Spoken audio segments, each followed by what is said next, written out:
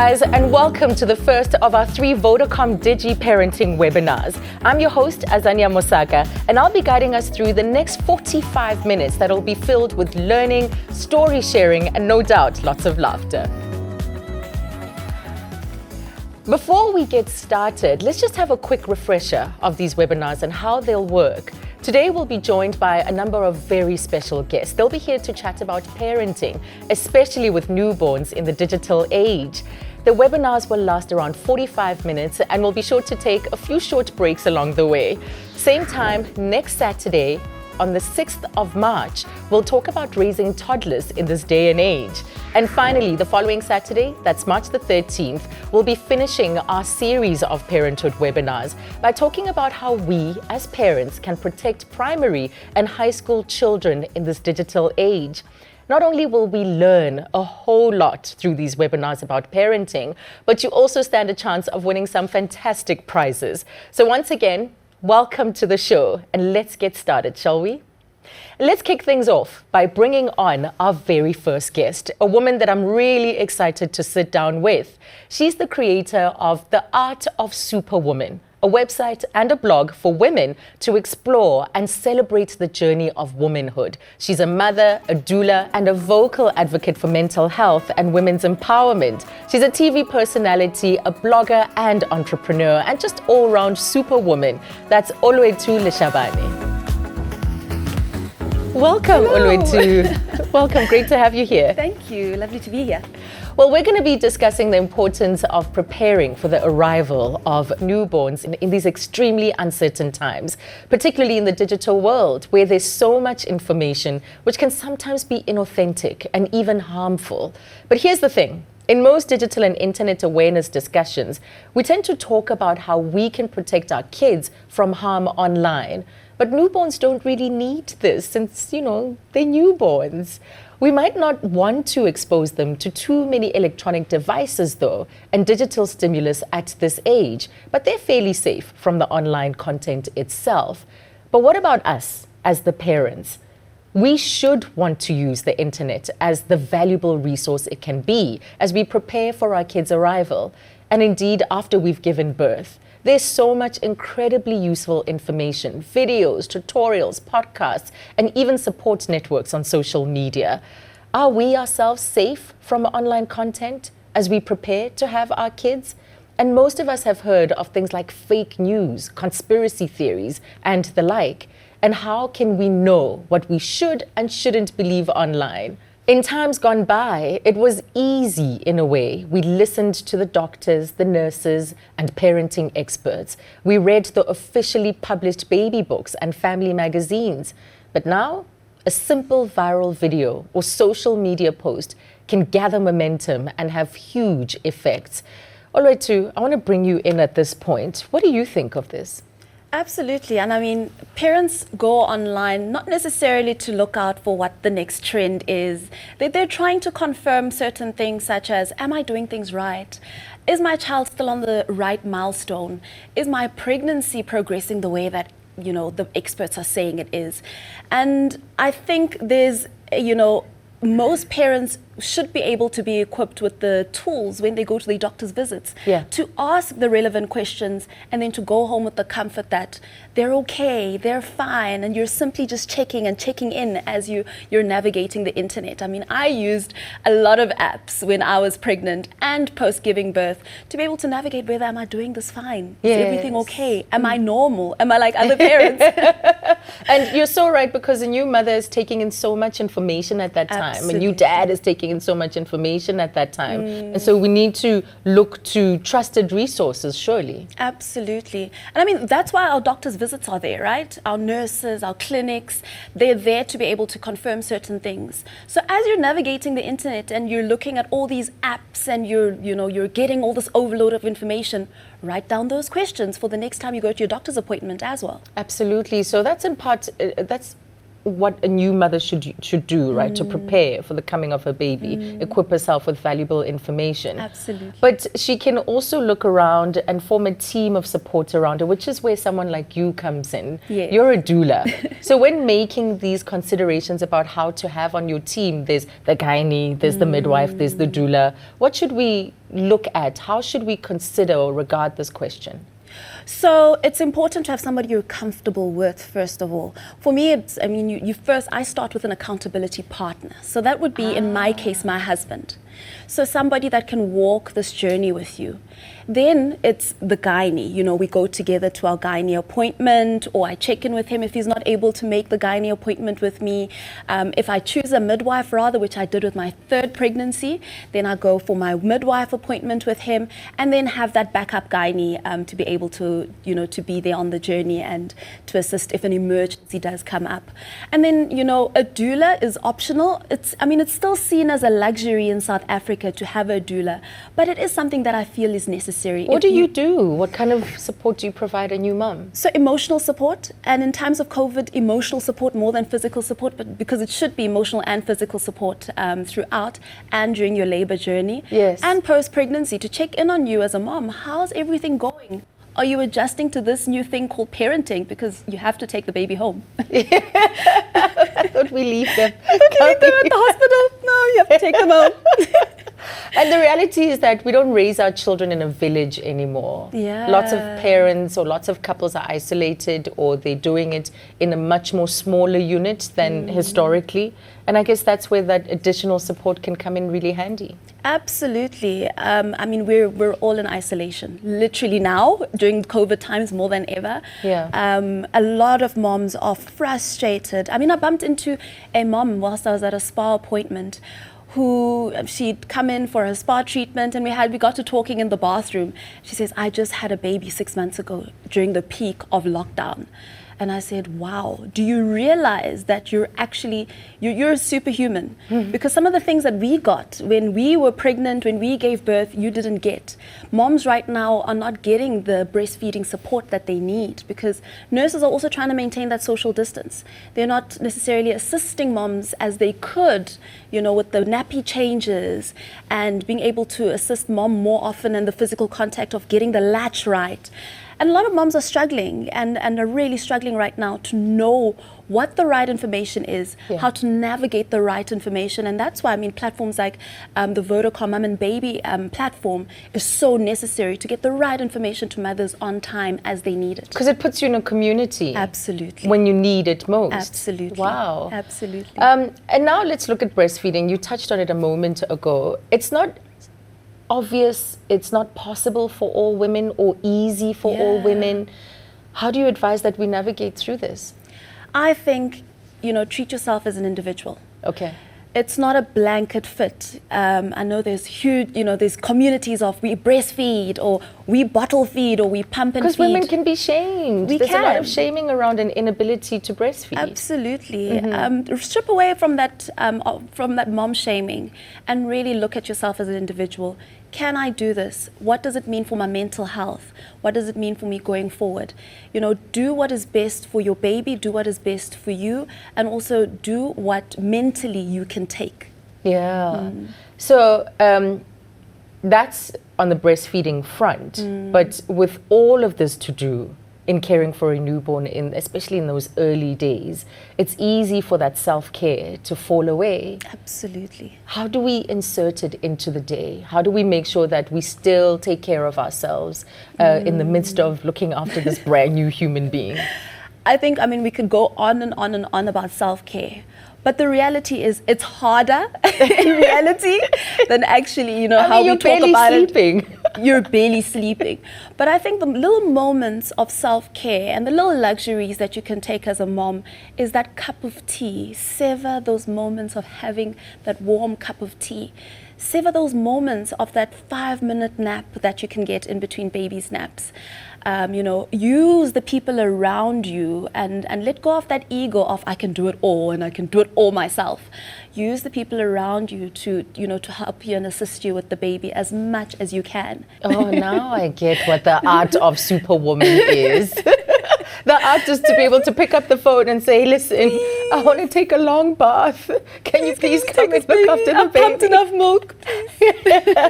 So that's part of the art of Superwoman. That is. Just lean into that vulnerability. Let go of the ego. So as a doula, you get to walk this journey, which I'm sure is an incredible privilege and honor to just bear witness to someone's journey in pregnancy and in having the baby. Yeah. So, I mean, straight from conception, a lot of women will come to me from conception of trying to put their anxieties at bay, trying to find where the right platforms to look for information is. Natural birth versus C-section, and it's not trying to sway one way or the other. It's really trying to get to the bottom of what do you want? You know, what outcome do you want? And sometimes we allow everyone in our lives to kind of dictate the direction that we want to go with our birthing journey, trying to fulfill my mom's dreams of having a natural birth or a C-section that she didn't get to have. And as a doula, you're just there to support and say, whatever decision whatever outcome you want, whatever decision you make, I'm here to be your support and to then give you the right information to get you to the end result that you want. You made an interesting comment, which I think speaks to how women need to advocate for themselves when making decisions around the type of birth, what they're going to do in the early days of raising a baby. How vital is that? Because it can be easy to be swayed by the momentum of other people's desires, what your doctor advises, or what somebody else in the team might think is best. I think that's very, very hard because you deal with a lot of times where moms really are not sure what they want, but my mom said, or my mom-in-law said, or my aunt's experience was. And it's really just trying to find the right resources, right tools, the right information, and sending them to the right platforms to get the information that will kind of fill certain gaps for them to then make their own end decision. So it's not necessarily trying to steer a woman in a particular way, or even a father sometimes. But she has to advocate for herself. But she has to advocate for herself. So you give her the right information for her to come to her own conclusion of what she wants, as opposed to the other information that she's just been receiving. So I think what's important in our society is, you know, we sit and we have our lunches and we have our dinners and we talk about our perfect birth plans. But what information are you empowering yourself with to be able to make your own self-empowered advocacy towards your birth? What are some of the things that women struggle with? Breastfeeding, getting kind of the right environment going. And I think it's you know, especially during times of COVID, it's so hard to get the right vibe and the right environment going because, you know, you're on your toes, you're stressed, you feel like you're walking on eggshells. You're not quite sure, do I wear my mask whilst I'm breastfeeding? Do I not wear my mask whilst I'm breastfeeding? Am I putting my baby at risk? Do I birth in a hospital or a birthing center? Do I go to the clinic or do I have a home birth? You know, there's all these decisions. And then there's finances as well, trying to decide, you know, what fits my budget? What can I do? Do I bottle feed or do I breastfeed? Do I pump? My nipples are cracked. So all these things kind of culminate. It's so hard to really pinpoint one particular or two or three particular things that frustrate moms during this time. But what is important is just getting a support system and finding your accountability partner who's able to navigate through this with you. So would you be present at the birth as a doula? Yes, well, would pre-COVID, but times are tough now with COVID, so we're trying to do the more digital birthing thing. So FaceTime births, Zoom births, Microsoft Team births. So those are possible, and those we're doing right now. That's incredible. I never would have thought that the screen comes into the birthing room. It goes into the birthing room. And I think more than ever now, it's also just empowering the birthing partners to know what to do and to kind of be there on standby and coaching them throughout the birth.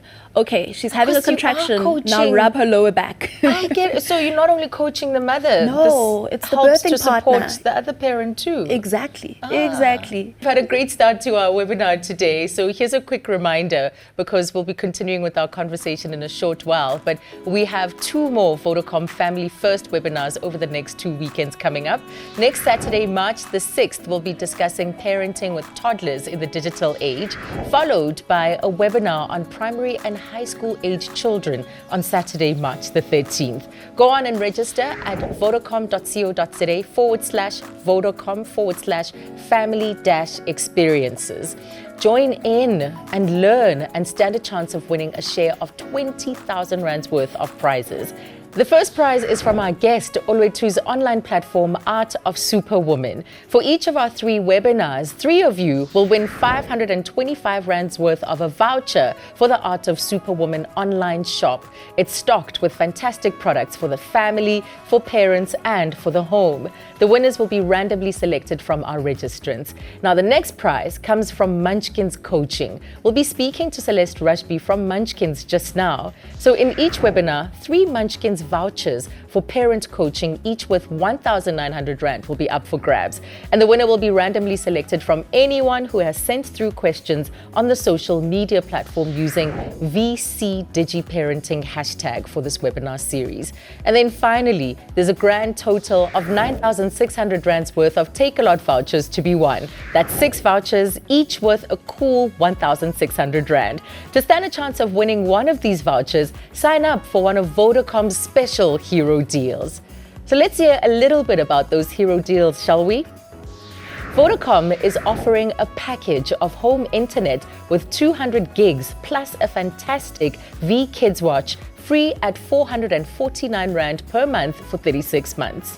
If you haven't heard of a V Kids Watch, they are a really great device for both kids and parents. Kids want to explore, and someday you're going to have to let them. But with the V Kids Watch, you can rest easy knowing their whereabouts.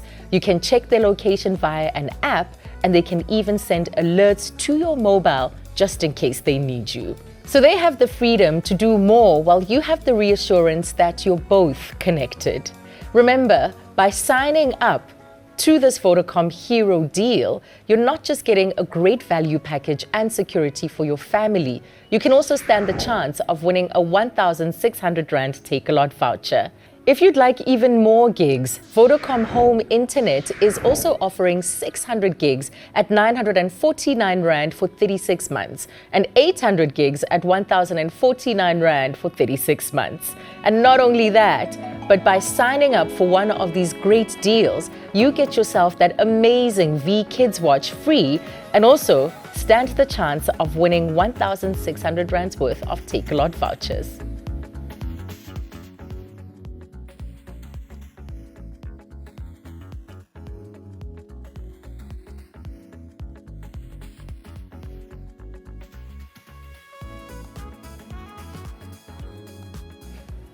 Welcome back, guys. You'll all be glad to know Olwetu is sticking around for the next little while. And we're also joined now by parenting coach and occupational therapist Celeste Rushby, who works for the celebrated parenting coaching company Munchkin's. Celeste, come through and join us.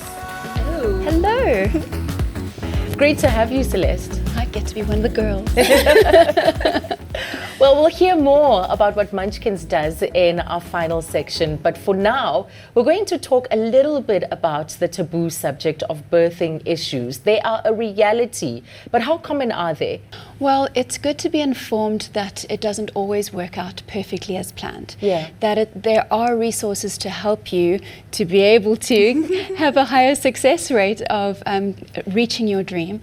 But it's important to have the reality and know what it could be like, and that, thank goodness, there is medical intervention that can help you. I mean, I myself, I've had 3 preemies and my first one, I had this dream of having a natural birth with no drugs and just, you know, and then she had other plans and at 32 weeks she just came out guns blazing with an emergency C-section. I think I had the same experience where I'd hoped for a natural birth with my first one, and then circumstances, and I'd been in birth for a long time, and the doctor said the baby's under distress, so we've got to get her out. And so a C-section was the intervention at the time. And in the 50s, the baby would have died. Exactly. So would have you. How fortunate, how fortunate. And so It deviated from the plan that I had, but ultimately it was a safe birth at the end of the day. Ola, do you have a similar experience? Absolutely. I mean, once again, it's,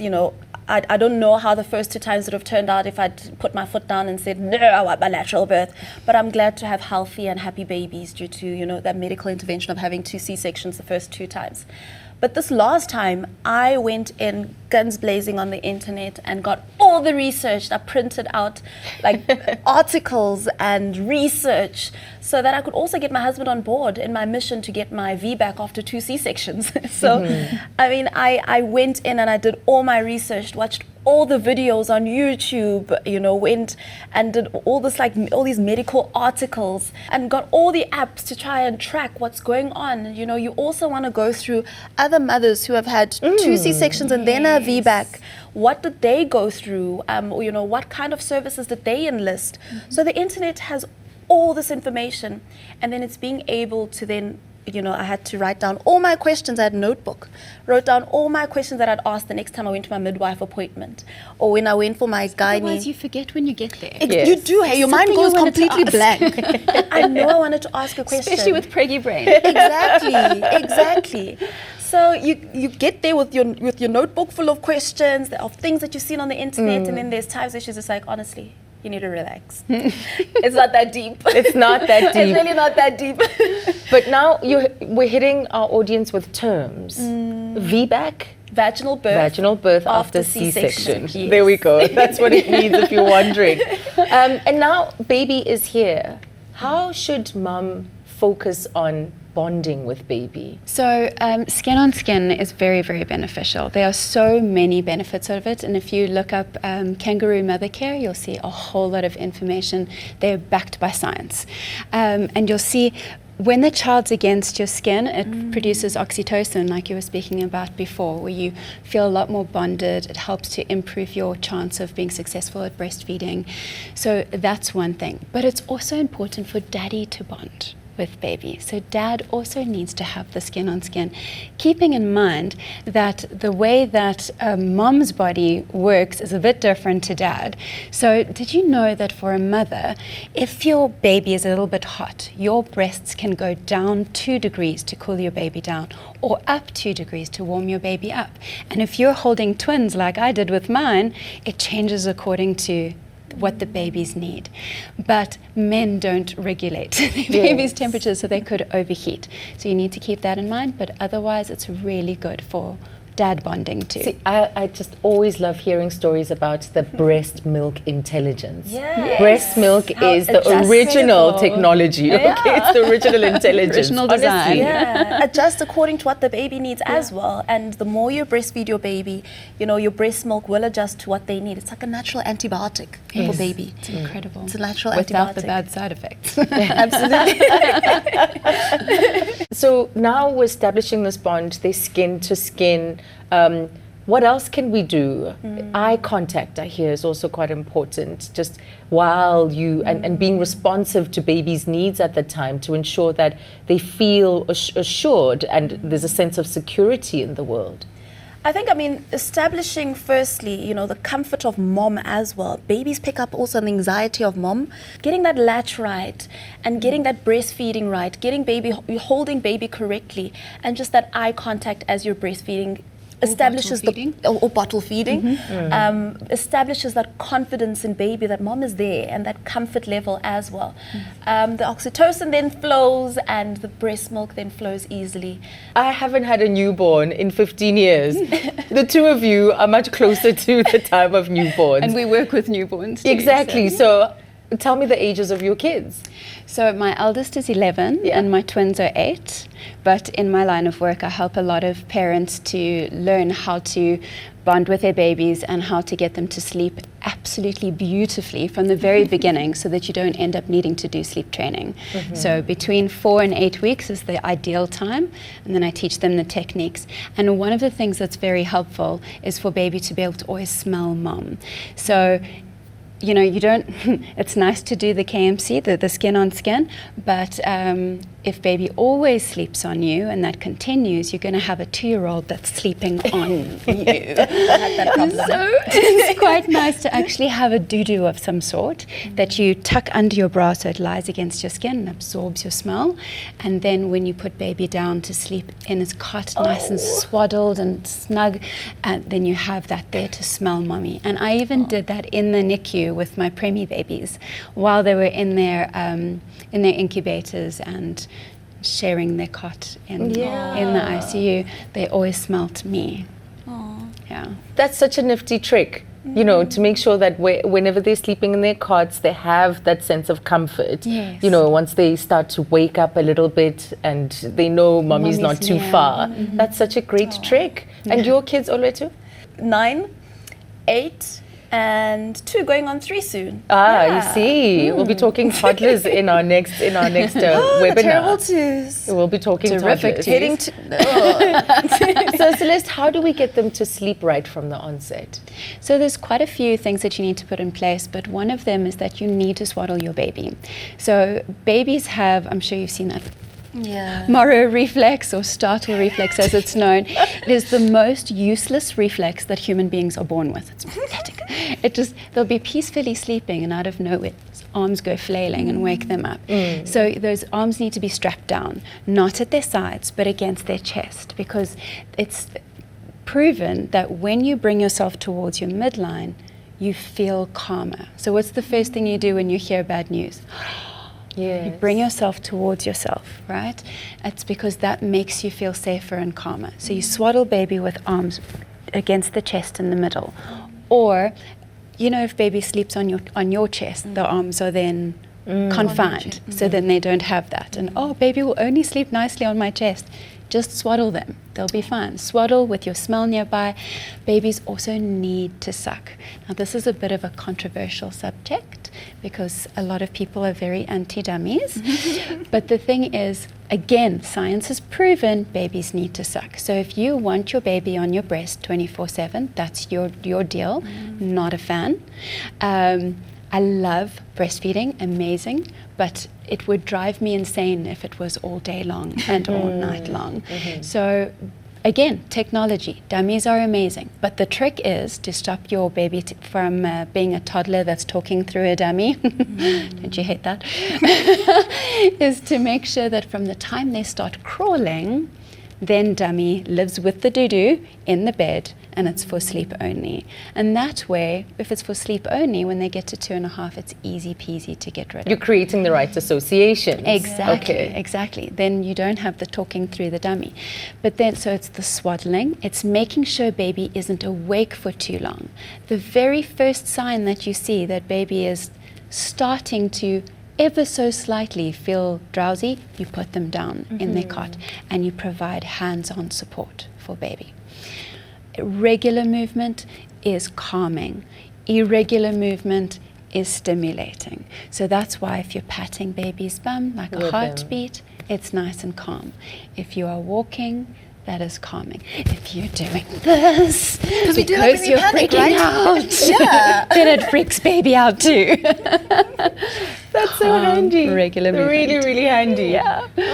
Can we go back and redo this parenting thing? Can we go back and redo it now that we know what we know? The thing, that's another thing. The reason why babies calm down so nicely when you go shh, white noise, is because that's what they heard in the womb. It's very loud white noise.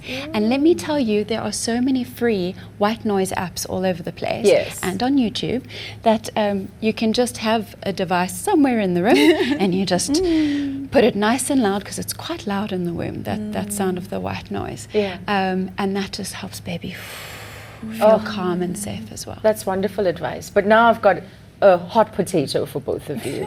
Posting babies online on social media. What's the guide? What's the rule? What's your position? I feel judged. I posted all my babies. I mean, I couldn't help but share how cute they were.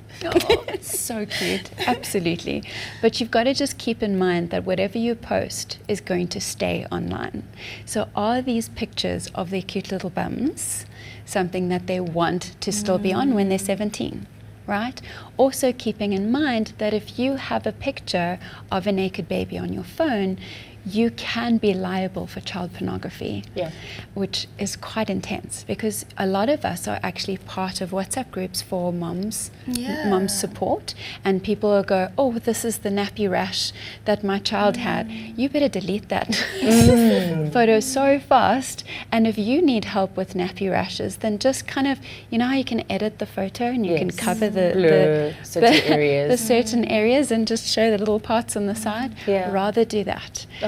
For the safety of your child. And overall, Olotu, what is your approach to doing this? As you say, you've posted your babies right through. Yeah, I mean, I've posted my babies throughout, but once again, it's knowing what legally you're allowed to do and not allowed to do, posting naked babies, and just being aware. Mothers love to post their babies in the bath, etc.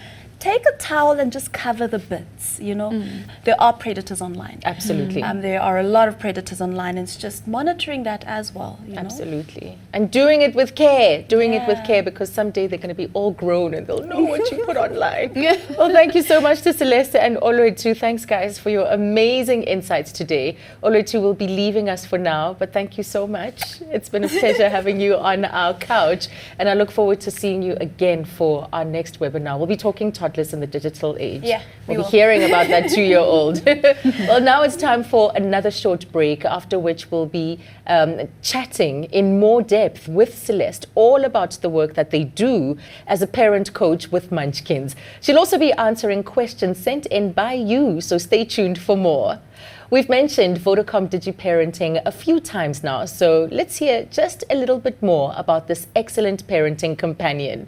Vodacom knows that there's more to making a modern house a home than simply providing great internet access. All of us, network providers especially, have to appreciate that we have a responsibility to help raise digitally healthy families. And Vodacom DigiParenting includes a website, an e-magazine, and also hosts educational webinars such as this series, all with the aim of empowering parents to ensure the safety of their families online. You'll find useful articles written by experts, useful tips, their tools and advice on how to manage and protect your family online, and also keeps you up to date on the latest online trends. All in all, Vodacom DigiParenting is all about giving you peace of mind by helping your family live a happy and safe digital life of knowing that your loved ones are safe. So check out Vodacom DigiParenting online. Sign up to our webinars and subscribe to the magazine. That's Vodacom DigiParenting, brought to you by Vodacom Home and Family, the strongest connection of them all.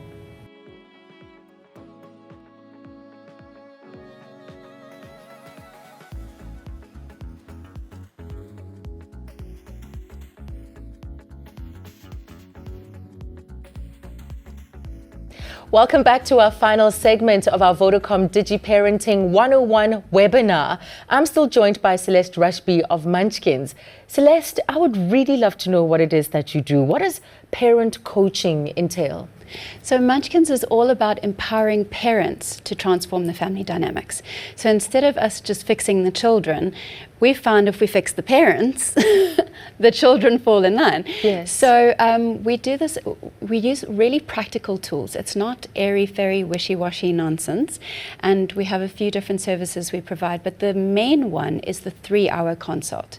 So if you are in the area of one of our coaches, then you get a home visit. So we come into your home and we see what the situation is there.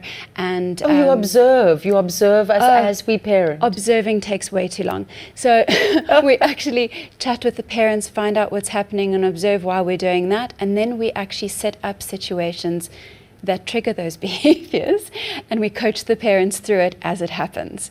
So that's the home visit. If you're not in the same area as one of the coaches, then we do virtual consults, in which case we do very similar sort of thing.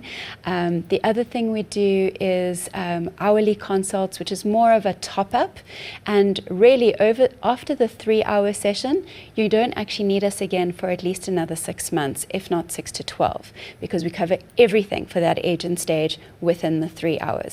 So as our kids transition into the next phase, we might need a refresh, or got to keep on your toes. They keep wiring new parts of their brain, and you have to change your ways of parenting according to where their developmental phase is at. When you think of South Africa, we have such varied types of families. Yes.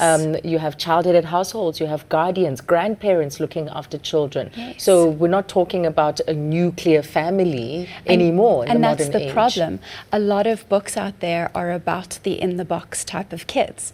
And there's very few in-the-box kind of babies or children. So having somebody in your home, seeing what your situation is, and actually creating a program tailor-made to your family is what we're all about. And that's why it's really practical rather than, well, this would be nice. Yes, yes. Give it a try.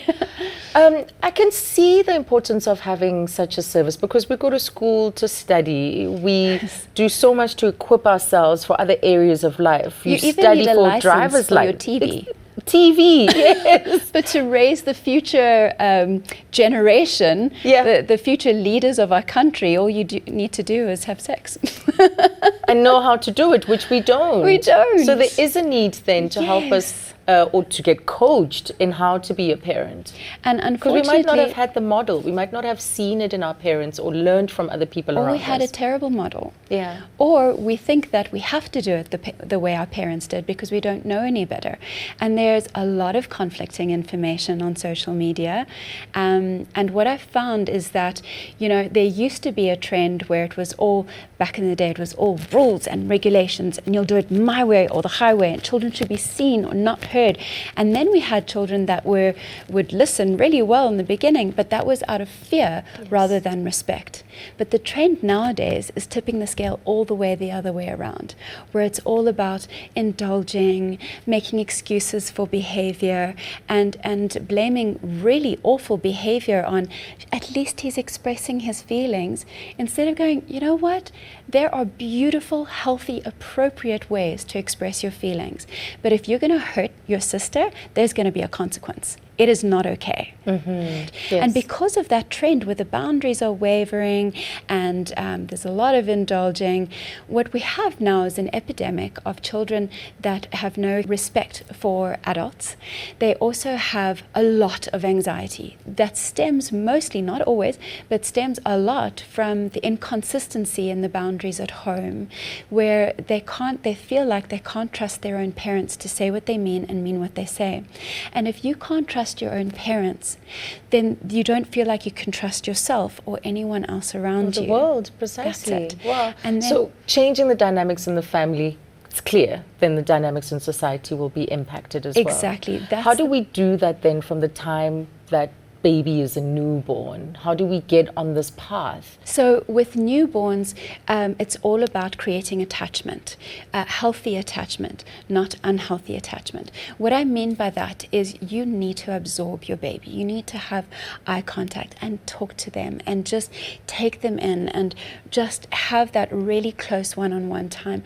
I even find that with mothers that have postnatal depression that are struggling to connect with their babies, even already at 8 months old or 9 months old, I tell them to actually bath with their babies. Put them against your skin and put their soap on your skin. Just have maximum skin contact with them. And that's the beginning stage. But when baby sleeps, baby smells you and is swaddled and put down after 6 weeks, and then you need to start helping with age-appropriate independence. You don't just walk out and let them cry, but you assist them to help them to become more and more independent during sleep.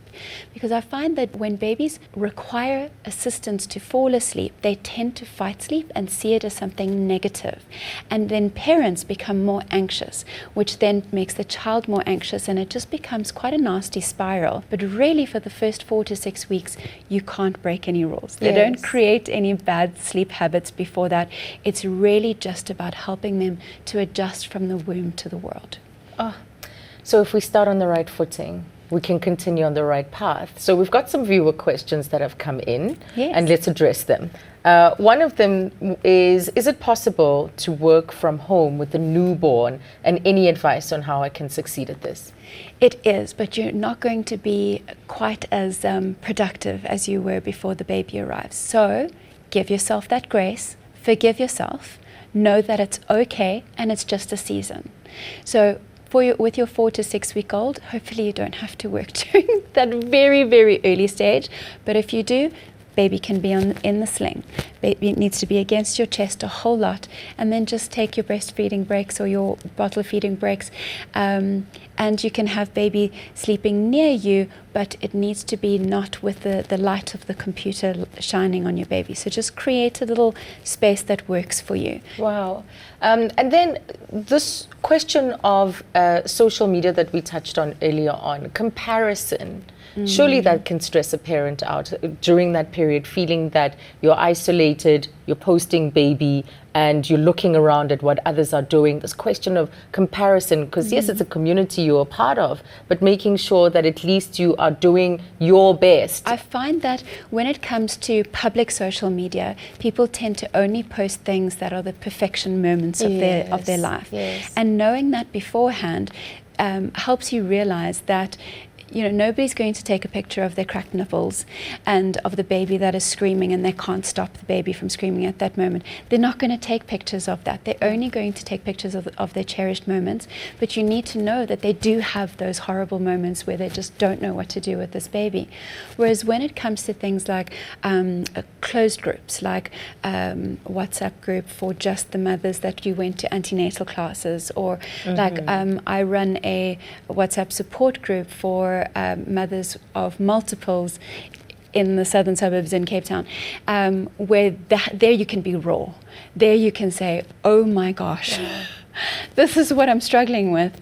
Anybody else? And everybody's putting up their hands. Oh yes, I had that, and I tried this and didn't work, but that worked really well. So establish places of safety. Places of safety where you can really just be yourself, bring out the realness, the rawness of reality, where you can both celebrate and cry. Yeah. You can be there through the reality of parenting. Yes. How was it raising twins? Well, I had 3 under 3. There was a time when you had 3 under 3. 3 under 3, and my twins were born 10 weeks premature.